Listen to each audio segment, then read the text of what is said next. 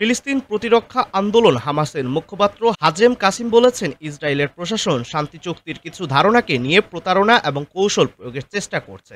শান্তি চুক্তির ঘোষণা হওয়ার পর কাসিম আজ শুক্রবার জানান, ইসরায়েল বন্দি তালিকা এবং গাজা থেকে প্রত্যাহার সম্পর্কিত ধারাগুলো কাজে লাগাতে চাচ্ছে, কিন্তু এ বিষয়ে আলোচনা এড়িয়ে চলছে। তিনি উল্লেখ করেছেন, মূল বিষয় হলো বন্দীদের বিনিময়ের জন্য মাঠে উপযুক্ত পরিস্থিতি তৈরি করা। কাসিম বলেন, শান্তি চুক্তি মানে ফিলিস্তিনি জনগণের বিরুদ্ধে নিষ্ঠুর যুদ্ধে অবসান। একদিকে হামাস সকালে এক সরকারি বিবৃতিতে জানিয়েছে, মিশরীয় শহর শার্ম এল শেখে আলোচনার মাধ্যমে শান্তি চুক্তিতে পৌঁছানো হয়েছে। হামাস এবং ইসরায়েলের মধ্যে পরোক্ষ আলোচনার সূত্রপাত হয় সোমবার। মিশর, কাতার ও তুরস্কের মধ্যস্থায় আলোচনার লক্ষ্য ছিল যুক্তরাষ্ট্রের প্রেসিডেন্ট ডোনাল্ড ট্রাম্পের ২০ ধারার শান্তি চুক্তি প্রস্তাব পুনর্বিবেচনা করা।